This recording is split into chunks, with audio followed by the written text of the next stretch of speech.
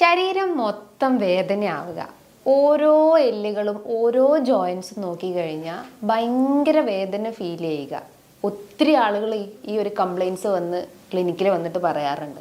അപ്പോൾ നമ്മൾ അവർക്ക് പല ടെസ്റ്റുകളും കൊടുക്കും, പക്ഷേ ടെസ്റ്റിലെല്ലാം നോർമലാണ്.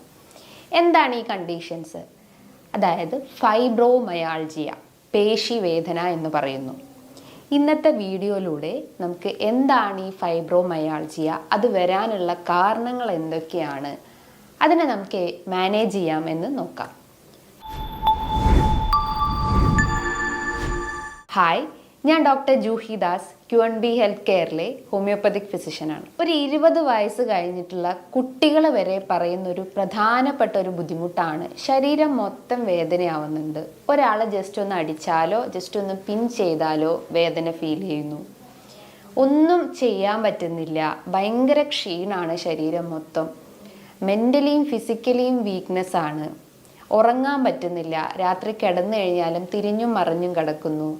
അതേപോലെ തന്നെ ദഹനത്തിൻ്റെ ബുദ്ധിമുട്ടുകളൊക്കെ ഇങ്ങനെ പ്രോമിനൻ്റ് ആയിട്ട് നിൽക്കുന്നു. അതായത് ടോയ്ലറ്റിൽ പോകാൻ പറ്റുന്നില്ല. ഫുഡ് കഴിച്ച് കഴിഞ്ഞാൽ ചില ആളുകൾക്ക് പെട്ടെന്ന് തന്നെ ടോയ്ലറ്റിൽ പോകേണ്ട ഇഷ്യൂസ് ഉണ്ടാവുന്നു. അപ്പോൾ നമ്മൾ യൂഷ്വലി ഡോക്ടറെ പോയി കാണുന്നു. ഡോക്ടർ പല ടെസ്റ്റുകളും ചെയ്യുന്നു. അതായത് വിറ്റാമിൻ D, HBൻ്റെ test, calcium test, ferritin test, iron test എല്ലാം ടെസ്റ്റ് ചെയ്തിട്ടും പക്ഷേ ടെസ്റ്റ് റിസൾട്ട്സിലെല്ലാം നോർമലാണ്. അപ്പോൾ ഈ ഒരു കണ്ടീഷൻസിനെയാണ് നമ്മൾ ഫൈബ്രോമയാൾജിയ എന്ന് പറയുന്നത്. ഫൈബ്രോമയാൾജിയ അതായത് ആ ഒരു ടേം ഉദ്ദേശിക്കുന്നത് മസിൽസ്, പേശികളെ തന്നെയാണ്.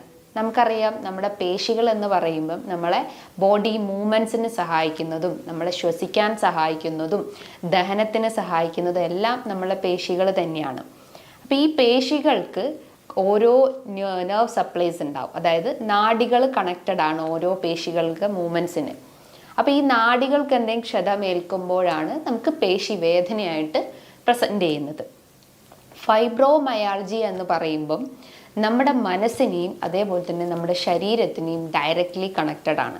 നമുക്ക് മാനസികമായിട്ട് എന്തെങ്കിലും ടെൻഷൻ, അല്ലെങ്കിൽ ഒരാളെ മരണം കേട്ടതിന് ശേഷമോ അല്ലെങ്കിൽ എന്തെങ്കിലും സ്ട്രെസ്, കണ്ടിന്യൂസ് ആയിട്ടുള്ള എന്തെങ്കിലും സ്ട്രെസ്, അങ്ങനത്തെ എന്തെങ്കിലും ഇഷ്യൂസ് ഉണ്ടെങ്കിൽ ഓട്ടോമാറ്റിക്കലി ഈ ഒരു ശരീരവേദന വർദ്ധിച്ചു വരുന്നത് നിങ്ങൾ നോട്ട് ചെയ്തിട്ടുണ്ടാവാം. അപ്പോൾ ഈ ഫൈബ്രോമയാൾജി എന്ന് പറയുന്നത് മസിൽ ഫൈബേഴ്സിന് എന്തെങ്കിലും ഡാമേജസ് സംഭവിക്കുമ്പോൾ, എസ്പെഷ്യലി എന്തെങ്കിലും ഒരു ഇഞ്ചുറി സംഭവിക്കുമ്പോഴൊക്കെ അതിൻ്റെ ഭാഗമായിട്ടും ഇത് പ്രസൻറ്റ് ചെയ്യുക. ഈ ഒരു വേദന, അതായത് ശരീരവേദന ഒരു 3 മാസത്തിൽ കൂടുതൽ ഇങ്ങനെ എക്സിസ്റ്റ് ചെയ്ത് നിൽക്കുകയാണെങ്കിൽ നിങ്ങൾക്ക് ഫൈബ്രോമയാൾജി ആണെന്ന് നമുക്ക് ഡയഗ്നോസ് ചെയ്യാൻ പറ്റുന്നതാണ്. പ്രധാനമായിട്ടും വേദന എന്ന് പറയുമ്പം എസ്പെഷ്യലി പ്രസൻറ്റ് ചെയ്യുന്നത് നമ്മുടെ കഴുത്തിൻ്റെ ഭാഗത്തായിട്ട് പറയും. കഴുത്ത് തിരിക്കാൻ പറ്റുന്നില്ല, കഴുത്തിന് എന്തോ ഒരു ഭാരം ഫീൽ ചെയ്യുന്നു, അതായത് എന്തോ ഒരു ശബ്ദങ്ങൾ കേൾക്കുന്നു. അപ്പോൾ അങ്ങനെയൊക്കെ പ്രസൻറ്റ് ചെയ്യുമ്പം നമ്മൾ വിചാരിക്കും എന്തെങ്കിലും തേയ്മാനത്തിൻ്റെ ഇഷ്യൂസ് ആയിരിക്കാം, സർവൈക്കൽ സ്പോണ്ടൈലൈറ്റിസ് അല്ലെങ്കിൽ നീർക്കെട്ടിൻ്റെ ഇഷ്യൂസ് കൊണ്ടായിരിക്കാം അങ്ങനെ വരുന്നത്. പക്ഷെ അതൊരു ഭാഗത്ത് മാത്രമല്ല ഈ ഒരു ഫൈബ്രോമയാൾജിയ എന്നുള്ള കണ്ടീഷൻസിൻ്റെ വേദന അനുഭവപ്പെടുന്നത്. ശരീരം ഫുള്ളായിട്ടും വേദന വരാം. അതിൻ്റെ ഒരു പ്രഷർ പോയിന്റ് എന്ന് പറയുന്നതാണ് ഈ ഒരു കഴുത്തിൻ്റെ ഭാഗം. ചില ആളുകൾ പറയും ഈ ഒരു നമ്മുടെ ഈ തലയുടെ പുറകിലായിട്ട് ഓസിപ്പിറ്റൽ റീജൺ എന്ന് പറയുന്നു, അവിടെയും വേദന പ്രസൻറ്റ് ചെയ്യാറുണ്ട്. ഒരു പെരിപ്പ് അല്ലെങ്കിൽ ഒരു മരവിപ്പ്, ഒരു തരിപ്പ് ഫീൽ ചെയ്യുക. വേദനയാണോ എന്ന് ചോദിച്ചാൽ വേദനയല്ല, പക്ഷെ ഒരു തരിപ്പ് പോലെ ഫീൽ ചെയ്യുന്നു. അപ്പം നമ്മൾ വിചാരിക്കും ഓക്കെ, പ്രഷറിന് എന്തെങ്കിലും വേരിയേഷൻസ് ഉള്ളത് കൊണ്ടാണ് അല്ലെങ്കിൽ മൈഗ്രെയിൻ്റെ ഇഷ്യൂസ് കൊണ്ടാണ്. പക്ഷേ അങ്ങനെയല്ല. അത് മൈഗ്രെയിൻ കംപ്ലയിൻസ് ഉള്ള ആളുകൾക്കും ഇത് പ്രസൻറ്റ് ചെയ്യാം. പക്ഷേ ഒരു ഏരിയയിൽ മാത്രമല്ലാതെ പല ഏരിയാസിലും വേദന അനുഭവപ്പെടുന്നുണ്ടെങ്കിൽ അത് ഈ ഒരു പേശി വേദനയാണെന്ന് പറയാം.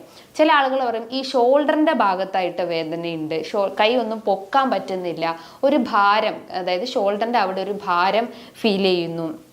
ഒരു പേന വെച്ച് നമ്മൾ എഴുതുമ്പോൾ ആ വേദന കൈകളിലോട്ട് ഇറങ്ങി വരുന്നുണ്ട്. ചില ആളുകൾ പറയും ഒരു വസ്തുക്കൾ എടുക്കാൻ പറ്റുന്നില്ല, കൈ ഇങ്ങനെ വീശി നടക്കുമ്പോഴും ഒരു ഭാരം, കൈക്കൊക്കെ ഒരു ഭാരം ഫീൽ ചെയ്യുന്നു.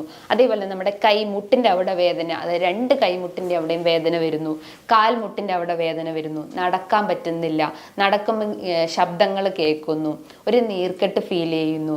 രാത്രി കാലങ്ങളിൽ ഇത് വർദ്ധിച്ചു വരുന്നു. രാവിലെ എഴുന്നേൽക്കുമ്പോൾ ശരീരം മൊത്തം ഒരു വലിഞ്ഞു മുറുകിയ പോലെ, അല്ലെങ്കിൽ ഒരു കയറ് വെച്ച് നമ്മളെ ശരീരം വലിച്ചു കെട്ടിയ പോലെ ഒരു ഫീലിംഗ് ഉണ്ടാവുന്നു. ഈ ഒരു കംപ്ലയിൻസ് പ്രോമിനൻ്റ് ആയിട്ട് ഇങ്ങനെ നിൽക്കുകയാണെങ്കിൽ നമുക്ക് ഉറപ്പിക്കാം അത് ഫൈബ്രോമയാൾജിയ എന്നുള്ള കണ്ടീഷൻ തന്നെയാണ്. ഇതിനോടനുബന്ധിച്ചിട്ടുള്ള ബുദ്ധിമുട്ടുകൾ എന്ന് പറയുമ്പം നിങ്ങൾക്ക് ക്ഷീണം, അതായത് ശരീരം മൊത്തം വീക്ക്നെസ് ആണല്ലോ, അപ്പം നമുക്ക് ഓട്ടോമാറ്റിക്കലി ഒരു ക്ഷീണം ഫീൽ ചെയ്യുന്നു, എപ്പോഴും ഉറങ്ങണം എന്നുള്ളൊരു ടെൻഡൻസി വരുന്നു. അതായത് ബെഡ് കാണുമ്പോൾ തന്നെ നമ്മൾ ഓട്ടോമാറ്റിക്കലി ഉറങ്ങിപ്പോകുന്ന ഒരവസ്ഥ ഉണ്ടാവുന്നു. ഉറക്കക്കുറവിൻ്റെ ഇഷ്യൂസ് ഉണ്ടാവുന്നു. രാത്രി കാലങ്ങളിൽ തിരിഞ്ഞും മറിഞ്ഞും കിടക്കുന്നു, അതായത് വേദന കാരണം തിരിഞ്ഞും മറിഞ്ഞും കിടക്കേണ്ട ഒരു അവസ്ഥ ഉണ്ടാവുന്നു. കുട്ടികളെ കേസ് നോക്കുകയാണെങ്കിൽ അവർക്ക് പഠനത്തിലൊന്നും ഒട്ടും കോൺസെൻട്രേറ്റ് ചെയ്യാൻ പറ്റുന്നില്ല, ഒരു ഇറിറ്റേറ്റഡ് മെൻറ്റാലിറ്റി വരുന്നു. അതേപോലെ ഒരു വർക്ക് ചെയ്യുവാണെങ്കിൽ അതിൽ കംപ്ലീറ്റ് ആയിട്ട് അവർക്ക് ഫോക്കസ് ചെയ്യാൻ പറ്റുന്നില്ല, കോൺസെൻട്രേഷൻ്റെ ഇഷ്യൂസ് ഉണ്ടാവുന്നു. അതോടനുബന്ധിച്ച് തന്നെ അവർക്ക് ദഹനത്തിൻ്റെ പ്രശ്നങ്ങൾ ഉണ്ടാവുന്നു. അതായത് IBS, ഇറിറ്റബിൾ ബവൽ സിൻഡ്രോം പോലത്തെ കണ്ടീഷൻസ് ഡെവലപ്പ് ചെയ്യുന്നു. എസ്പെഷ്യലി കോൺസ്റ്റിപ്പേഷൻ്റെ ഇഷ്യൂസോ അല്ലെങ്കിൽ ഡയേറിയ, അതായത് മലബന്ധമായിട്ടോ അല്ലെങ്കിൽ മലം ലൂസായി പോകുന്ന ഇഷ്യൂസ് ഉണ്ടാവുന്നു. ചില ആളുകൾ മാത്രം പറയുന്ന ഒരു ബുദ്ധിമുട്ടാണ് വയറിനൊരു പിടുത്തം പോലെ, ഒരു വേദന പോലെ, അതായത് പേശികൾക്ക് ഉണ്ടാവുന്ന വേദന പോലെയും പ്രസൻറ്റ് ചെയ്യാറുണ്ട്. അപ്പോൾ ഇത്ര കംപ്ലയിൻസ് അല്ലെങ്കിൽ ഈ ഒരു കംപ്ലയിൻസ് ഓൾ ടുഗദറായിട്ട് പറയുവാണെങ്കിൽ അതിനെയാണ് നമ്മൾ ഫൈബ്രോമയാൾജിയ. അതിൻ്റെ വേദന എന്ന് പറയുമ്പം ഓരോ ഏരിയാസ് എന്നല്ല, നമ്മളെ ശരീരം ഫുള്ളായിട്ട് ഒരു ജനറലൈസ്ഡ് ബോഡി പെയിൻ എന്നാണ് മെയിൻലി പേഷ്യൻസ് വന്ന് പറയാറ്. അപ്പോൾ ഇത് വരാൻ ഒത്തിരി കാരണങ്ങളുണ്ട്. ആദ്യത്തേത് നമ്മൾ ഏജിങ്ങിൻ്റെ ഭാഗമായിട്ട് ഒരു 50 വയസ്സ് കഴിഞ്ഞിട്ടുള്ള ആളുകളെ മസിൽസ് നോക്കുകയാണെങ്കിൽ ഒരു സ്ട്രെങ്ത് കുറഞ്ഞതും അല്ലെങ്കിൽ സ്ട്രോങ് കുറഞ്ഞിട്ടുള്ള മസിൽസ് ആയിരിക്കാം. അപ്പോൾ അതിൻ്റെ ഭാഗമായിട്ട് കാണിക്കാം.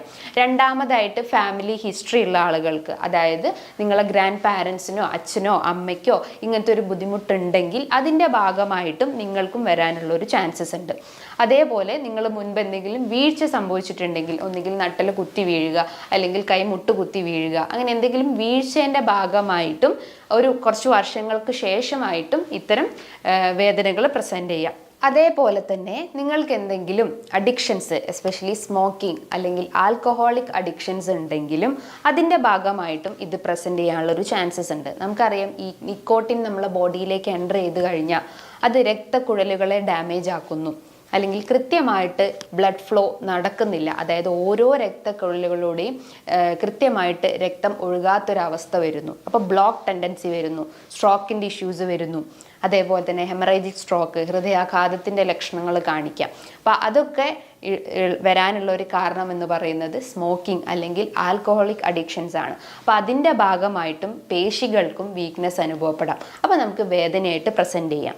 മറ്റൊരു പ്രധാനപ്പെട്ട ഒരു കാരണം അമിതവണ്ണം തന്നെയാണ്. നമുക്കറിയാം നമ്മളെ ബോഡി മാസ് ഇൻഡെക്സ് എന്ന് പറയുമ്പം നമ്മുടെ ഹൈറ്റിന് പ്രപ്പോർഷണൽ ആയിരിക്കണം നമ്മളെ വെയിറ്റ്. അപ്പോൾ ബോഡി മാസ് ഇൻഡെക്സ് ഒരു 35 എബോവ് ആണെങ്കിൽ നിങ്ങൾ ഓവർ വെയിറ്റ് ആണെന്ന് മനസ്സിലാക്കാം. അപ്പോൾ ഓവർ വെയിറ്റ് ഉള്ള ആളുകൾക്കും അതിൻ്റെ ഭാഗമായിട്ടും ഇത്തരം പ്രസൻറ്റേഷൻ വരാം, അല്ലെങ്കിൽ ഇത്തരം കംപ്ലയിൻറ്റ്സ് പ്രസൻറ്റ് ചെയ്യാനുള്ള ഒരു ചാൻസസ് ഉണ്ട്.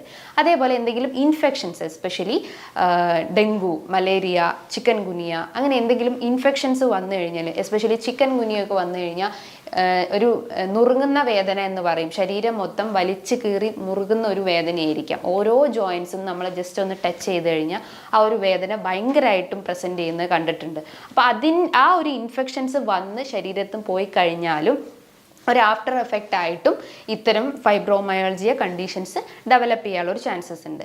അതേപോലെ നിങ്ങളുടെ ശരീരം കൃത്യമായിട്ട് വർക്കൗട്ട് ചെയ്യുന്നില്ല, അല്ലെങ്കിൽ ഫുഡ് കഴിക്കുന്നു, ഉറങ്ങുന്നു, ഈ ഒരു പാറ്റേൺ മാത്രമാണെങ്കിൽ, ഒട്ടും മൂവ്മെൻറ്റ്സ് ശരീരത്തിന് കൊടുക്കാതെ പ്രൊലോങ്ഡ് ആയിട്ട് ഒരേ പോസ്ചർ തന്നെ മെയിൻറ്റെയിൻ ചെയ്യുകയാണെങ്കിലും, ബോഡി മൂവ്മെൻറ്റ്സ് ഒന്നുമില്ലെങ്കിലും അതിൻ്റെ ഭാഗമായിട്ടും ഈ ഒരു പ്രസൻറ്റേഷൻ കാണിക്കാം.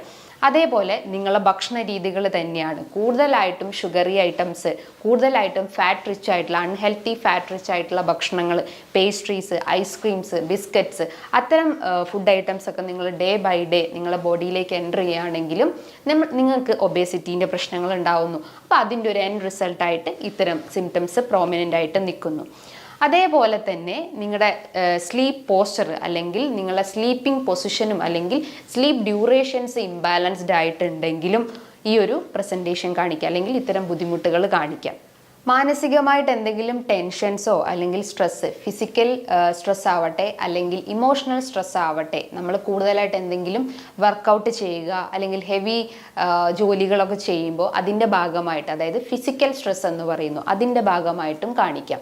അതേപോലെ തന്നെ എന്തെങ്കിലും ഇമോഷണൽ ഡാമേജസ് ഉണ്ടെങ്കിൽ, എന്തെങ്കിലും മെൻ്റൽ ട്രോമാസ്, ഒരാൾ മരണപ്പെട്ടു പോയതോ അല്ലെങ്കിൽ പെട്ടെന്ന് ഉണ്ടാകുന്ന എന്തെങ്കിലും ഷോക്കിംഗ് ന്യൂസോ അല്ലെങ്കിൽ എന്തെങ്കിലും കാലങ്ങളായിട്ടുള്ള നമ്മളൊരു സങ്കടം നമ്മൾ അലട്ടുന്നുണ്ടെങ്കിലും അതിൻ്റെ ഭാഗമായിട്ടും നമ്മളെ മൈൻഡ് ഓട്ടോമാറ്റിക്കലി ഡാമേജ് ആവുന്നു.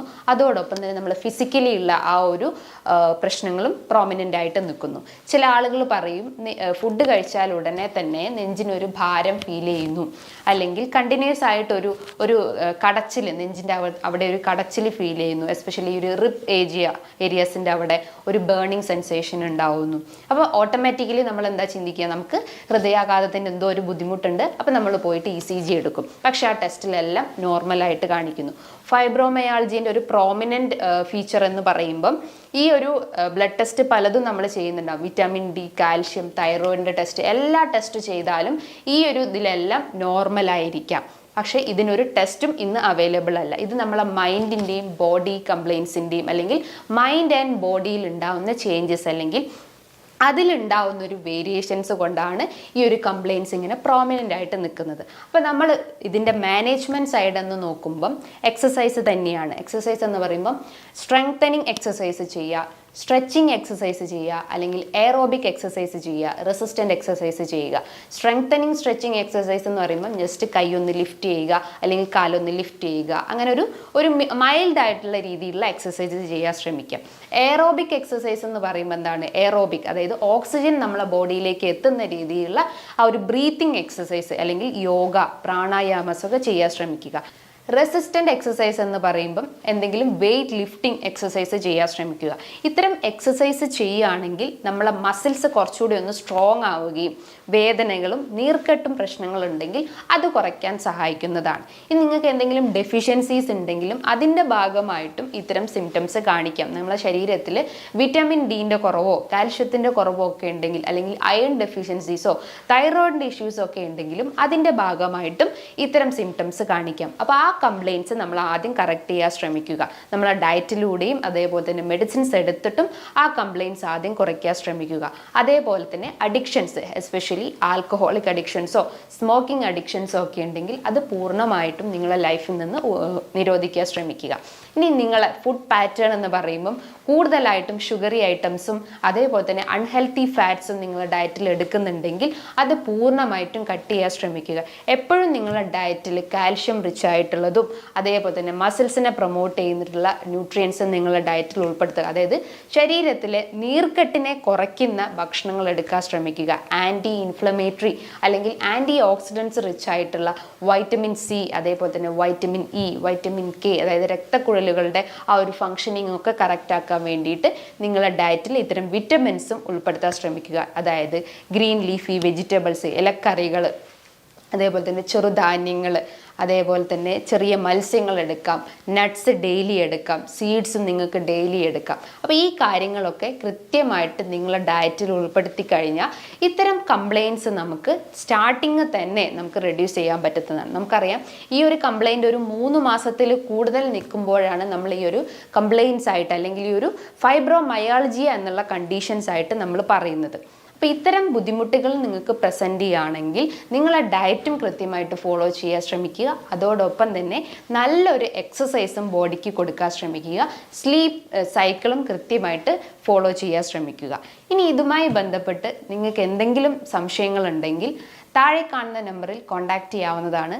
നല്ലൊരു ഹെൽത്ത് ടോപ്പിക്കുമായി വീണ്ടും കാണാം. Thank you.